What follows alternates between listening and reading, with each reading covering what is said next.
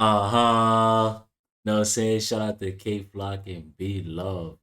Real K Flock and B Love story documentary. We'll get straight into it. Begin once again with the violence plaguing our streets. Tonight, police say a gang war is unfolding in the Bronx with teenagers as the victims. Just in the last 48 hours, a 13-year-old and 16-year-old were both shot and killed on Sunday. And then last night, another 16-year-old was shot but survived. It's scary too. At that point, like fuck the ops. You gotta be watching the people near you, like, 'cause when the pressure on, and not a lot of people can handle pressure. I just want my whole hood to be on gangster, feel me? I wanna be the nigga that make the change for everybody.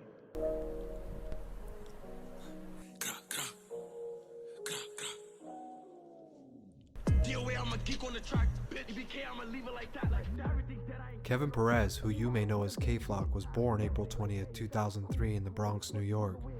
Although the Bronx is the birthplace of hip-hop music, over 40% of the borough lives below the poverty line, making it a hub for crime and gang activity. Growing up a product of his environment, he hopped off the porch at a young age. He tried playing sports, but with their ties to school, which he had little to no interest in, he enjoyed the street culture more.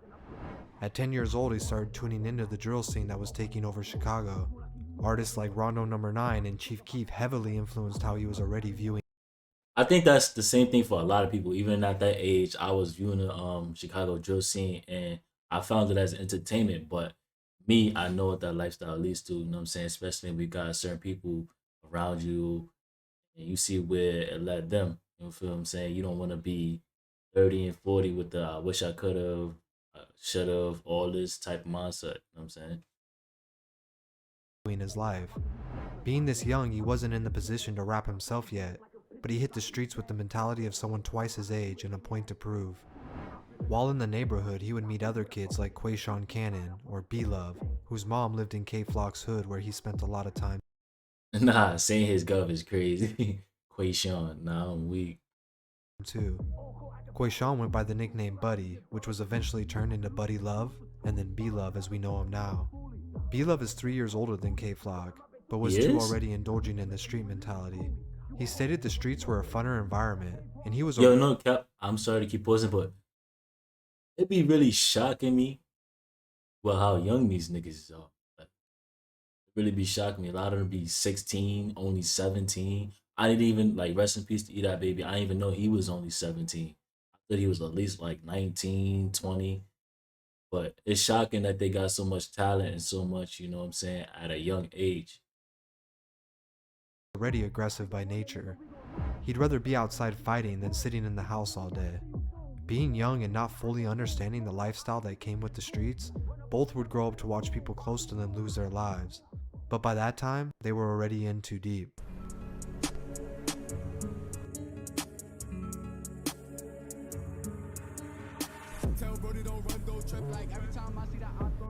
They would grow to start claiming a set called Sevside. Sevside is a combination of a few cliques like Sex Money Murder and Backballer Brims, who like any set are at war with a few other gangs. The YGs and OGs are the main ops of Sevside. Just like in Chicago, the gang war is taken seriously, meaning even family members can become enemies if they're on the other side. K-Flock and B-Love would create a brother. Yeah, with this situation, a lot of them are actually cousins, and I didn't even know until I found out on like P film interviews and stuff like that that they actually like a good portion of them is blood related. Like bond over the years. While still heavy in the streets, B-Love decided he wanted to start recording tracks. He started writing and considering taking music seriously as a possible way out. Although he recorded a few songs, he wasn't satisfied with how they came out, so he held off on releasing them. B-Love would soon find himself in trouble with the law and had to sit behind bars. Although the full story isn't public, he has stated that someone close to him turned their back on him, leading to his conviction and changing the way he viewed the streets as a whole. While this is happening, K-Flock is making more enemies than friends, running. I mean, when you in the streets, that's what happens. I don't know who told him, and from like how he portrayed himself and like the lives he didn't have in his videos, you could see a lot of older heads around him. So I don't know what he thought with that situation. Drills in ops neighborhoods and going live on Instagram, taunting them every chance he got. Videos show him running around in hoods he wasn't supposed to be in as if he was bulletproof. Funny enough, this reputation would actually put his name out there in the Bronx. A few hundred people started actively tuning into his live streams. By 2018, the atmosphere of music in New York started to shift. For a while, auto-tune melodic rappers such as Lil TJ and A Boogie were setting the tone. That was until Brooklyn rappers started using UK drill type beats and turning it into a new subgenre that would quickly become the new sound of New York. By mid Sorry to keep pausing. Shout out to UK, by the way. 2019, new drill rappers were popping up all around the city. Just as quickly as it blew up, it became oversaturated. While Brooklyn had multiple rappers popping off, the Bronx only had a few that were struggling to get recognition. B-Love, who was back home again, linked up with K-Flock and their associate Dougie B, who had Now the crazy thing about that is, if you from the Bronx, your shit gonna flick automatically. Now it's like way in the other way. Brooklyn don't really want to rap as much. You know what I'm saying? And it's crazy. It's how I feel like Brooklyn should really be trying to put on way more. picked up rapping. Dougie B would convince K-Flock and B-Love to start recording their first official tracks, but he quickly found himself behind bars for stealing a rapper named PNVJ's chain. With Dougie B gone, K-Flock and B-Love knew it was time to record some music like they talked about. About 6 months would go by, but eventually B-Love booked a studio session, and he got K to come along with him.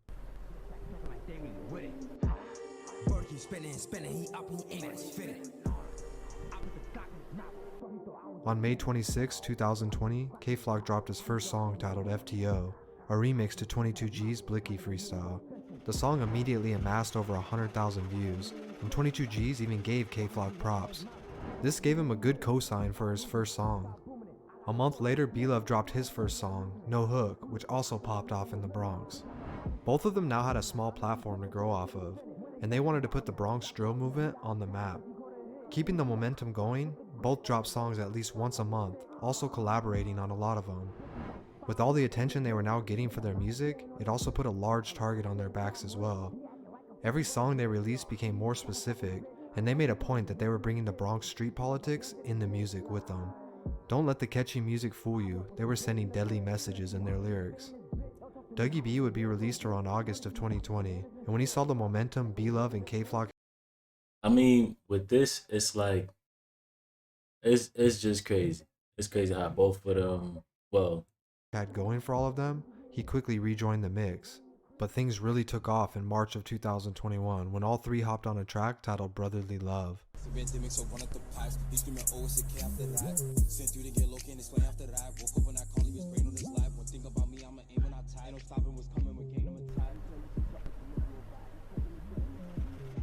The first month it was out, it would get over 1 million views, and it really put all of them on the map. People started tuning in outside the Bronx now too, making the numbers of their old songs go up as well. They brought a new twist to the New York drill, building on what Brooklyn started but adding their own sauce. After this, their songs were easily touching the 1 to 3 million view range. oh, that's But make okay. no mistake, My fault for that pause. That's what I was gonna say. They definitely brought a big change to drill in general, especially with the sample drill. But they didn't start simple drill, but they made it more popular in a way. they were still in the middle of a war. Things between the Sev side, the YGs, and the OGs was really heating up. And the crazy thing about it was a lot of people involved were from the ages of 12 to 18. Unlike other gang wars we've seen in the past, these kids were younger and wilder, willing to risk everything for their side. It came to light that K-Flock was even beefing with his own cousin and rapper D-Thang.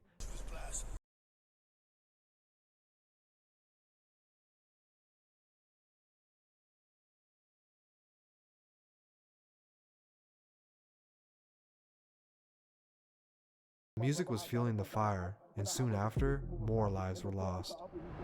In July, a 21-year-old rapper named Ty Swish Oh, that's something else I was gonna say. With music, as far as like drill or anything, all you gotta do is really have like all your peoples pop out and support in the video. Like that's all it takes because they letting this and them being so amped up is gonna bring that energy through the video. was shot in the head while outside his apartment complex.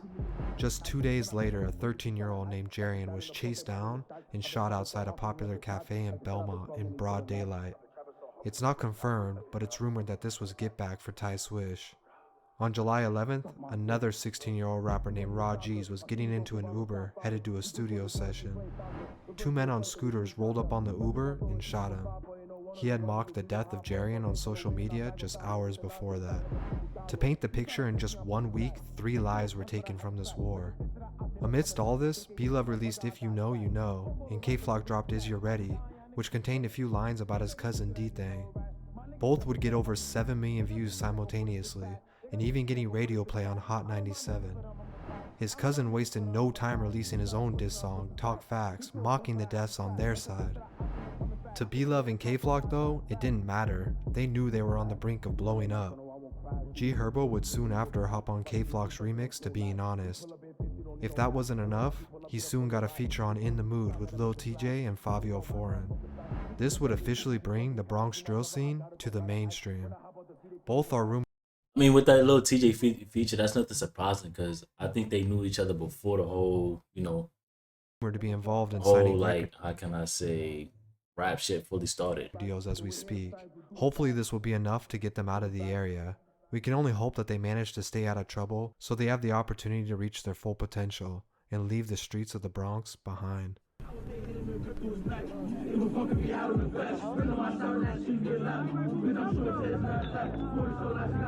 Def, like, just with the neck, like, dummy. Let me stop. But nah, definitely shout out, B-Love, Free K-Flock, you know what I'm saying? Hopefully he comes home and gets straight back to it. With that being said, love is love, and I'm gonna catch y'all in the next video.